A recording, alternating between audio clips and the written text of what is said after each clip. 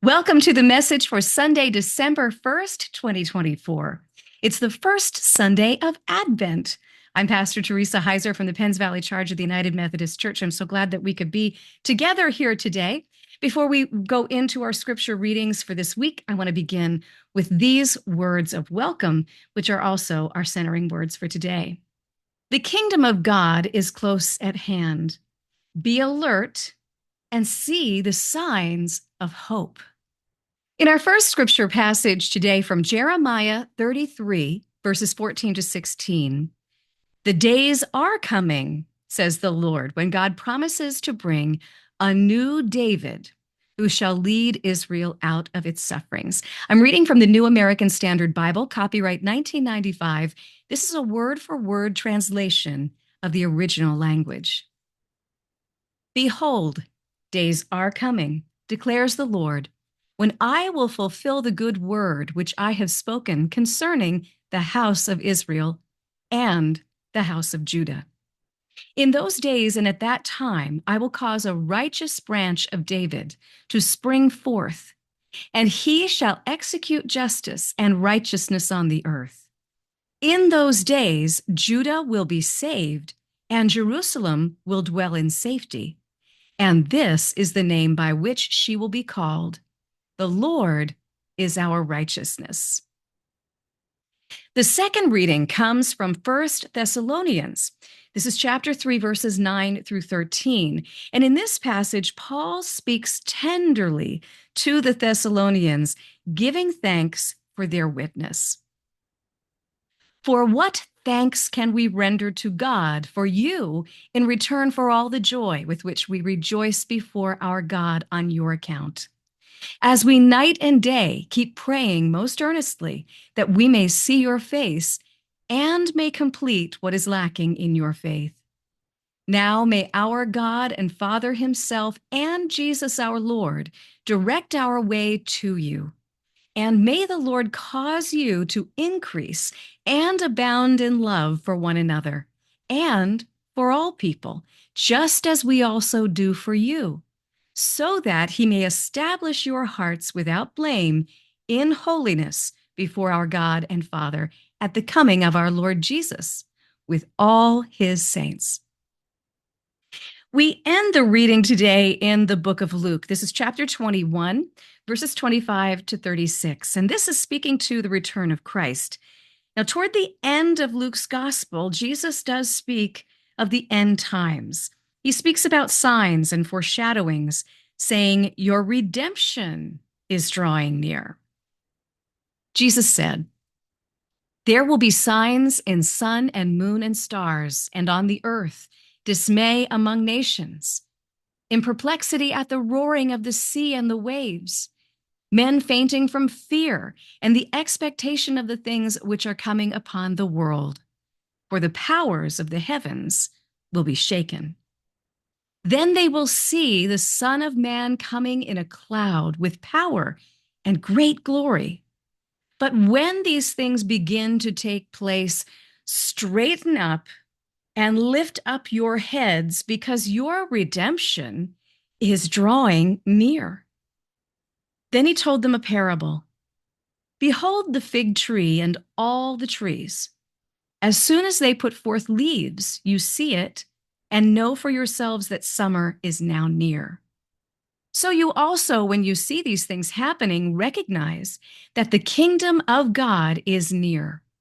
Truly, I say to you, this generation will not pass away until all things take place. Heaven and earth will pass away, but my words will not pass away. Be on guard, so that your hearts will not be weighted down with dissipation and drunkenness and the worries of life. And that day will not come on you suddenly like a trap.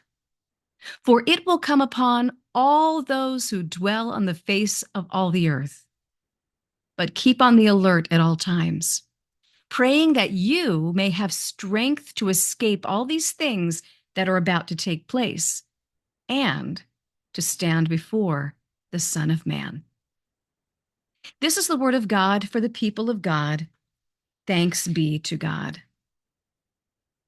This is week 1 of Advent, our first Sunday of Advent, and this year we are enjoying a wonderful series called Come, Let Us Adore Him. This week's title is Preparations, Hope in the Midst of Uncertainty. So today, as we light the first candle of Advent season, we are going to start off on a journey of hope and preparation. Advent invites us to reflect on the promise of Christ's coming, not only as a child in Bethlehem, but also as the triumphant King returning to restore all things.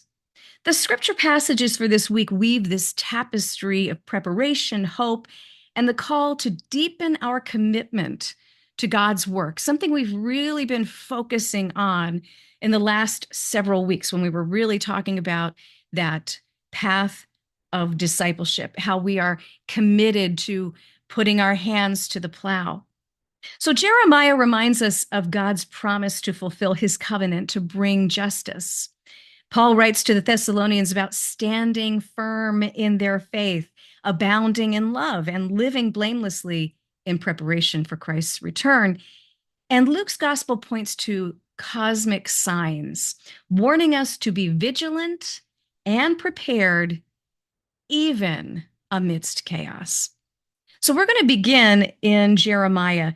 This preparation in Jeremiah is a promise fulfilled. So Jeremiah 33:14-16 talks about God's faithful promise to raise up a righteous branch.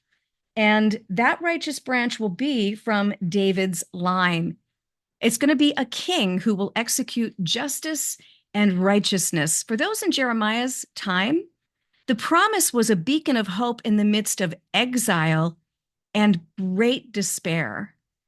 Any hope was tremendous, but this was not just any hope. This was like the hope. And so this preparation called for in Jeremiah is one of waiting with faith. God's covenant is sure and his promises never fail.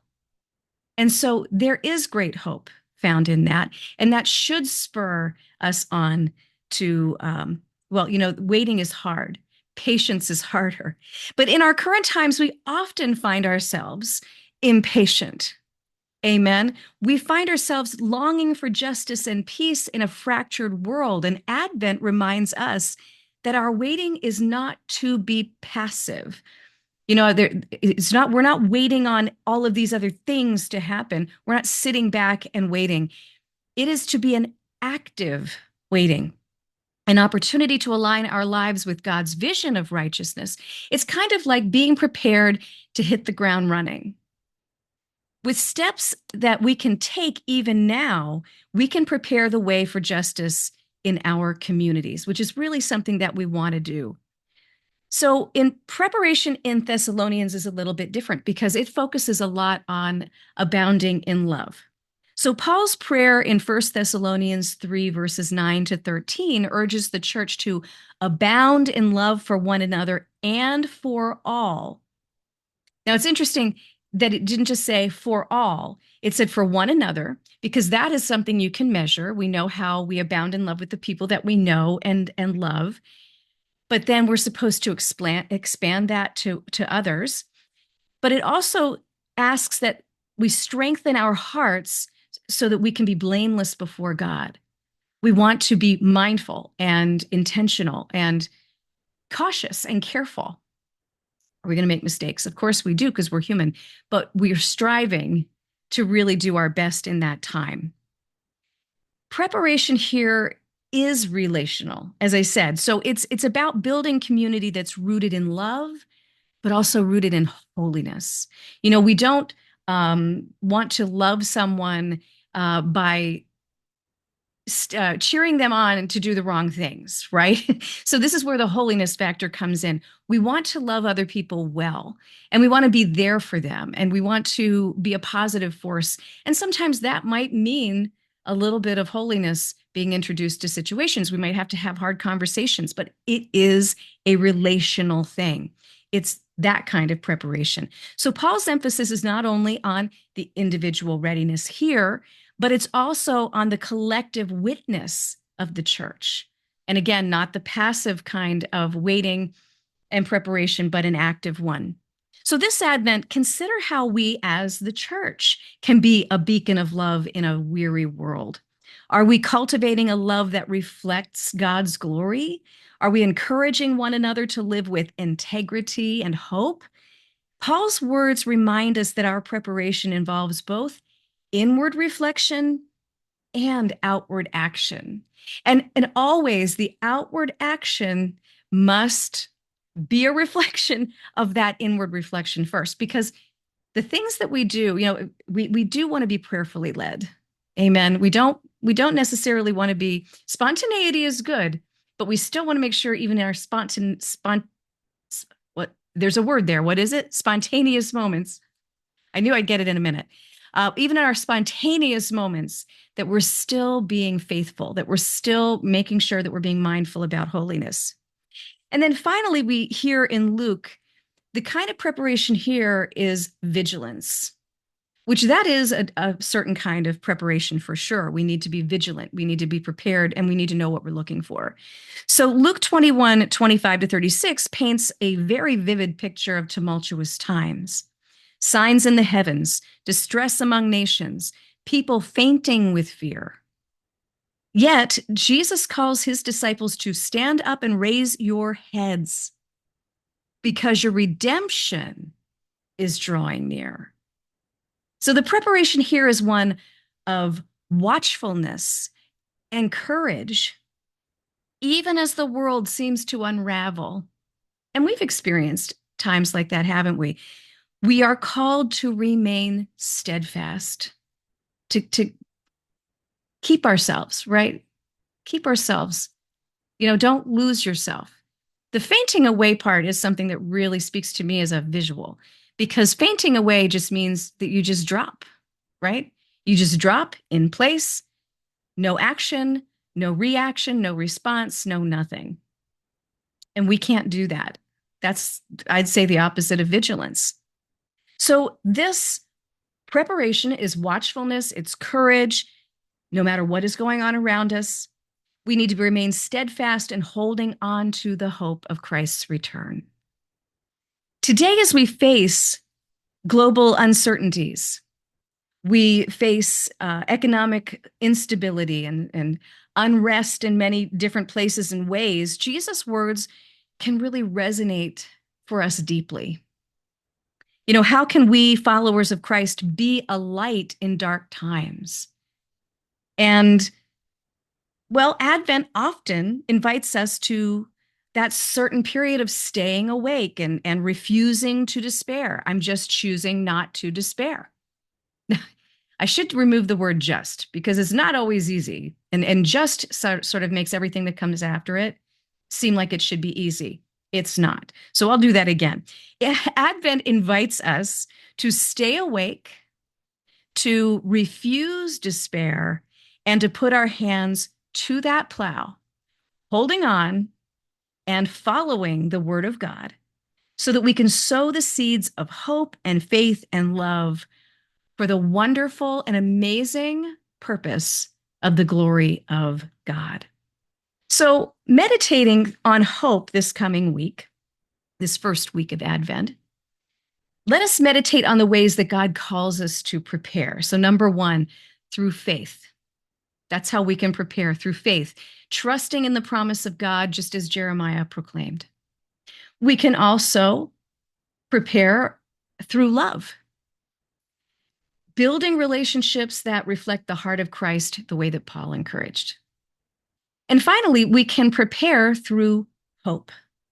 Hope is an action word. So we can prepare through hope by remaining vigilant and courageous as Jesus instructed. So each day, let us pause for just a moment, whatever time it works for you, and reflect on where we see signs of God's kingdom breaking through, and ask how we can participate in that holy work. We need to be able to recommit ourselves to the plow, knowing that our labor for God's kingdom is never in vain, because God has the last word in every effort that I put forth. Amen.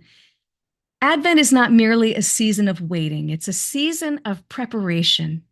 So, as we anticipate the coming of Christ, may we prepare our hearts and lives to reflect his glory and be people of hope and love and action. I'd say love in action. How's that? Bearing witness to the light of Christ in a world longing for redemption. Longing for redemption. Amen. We really are. There's so many longings today. In fact, we were talking about longings at our first week of Advent book study, and it was a really great conversation.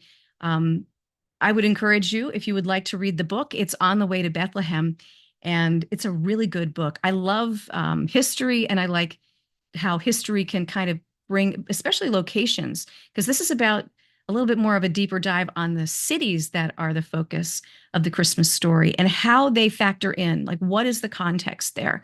But I love the book. It's On the Way to Bethlehem. You can find out where to get it at our website, pennsvalleyparish.info. You can also find out about the book study. It's never too late to sign up. We're going to be talking about chapter 2 Monday night, December the 2nd. It'll be from 7 to 8 p.m. by Zoom Eastern Time. But we do need people to register so that you can receive the Zoom link. If you register before noon on Monday, you will absolutely get that link sent to you so that you can join us. And if not, we'll get the link to you for the next 2 sessions. We have 4 total. So, but we would love to have you join us. But with that, I would like to close the message with a word of prayer. So let's pray. Gracious and loving God, as we begin this blessed season of Advent, we do lift our eyes to you in hope. Help us to prepare our hearts for the coming of your Son, to trust in your promises, even in times of uncertainty, to abound in love, building communities that reflect your grace, and to stay vigilant, standing firm in faith as we await your redemption. Lord, strengthen our hands for the work ahead. May we sow seeds of righteousness, justice, and peace. Fill us with your Spirit so that our lives may shine with the light of Christ. As we journey through Advent, remind us that you are with us, guiding us, shaping us, and preparing us for the glory to come. We pray all this in the name of Jesus, our Savior, Redeemer, and King. And all God's people said, Amen. I hope that this message spoke to you. We would love to have you pay a visit during Advent to one of the churches if you would like the locations and the times and information on how you can join us by Zoom. You'll find all of that and more at pennsvalleyparish.info. Until next time, have a wonderful and very blessed week.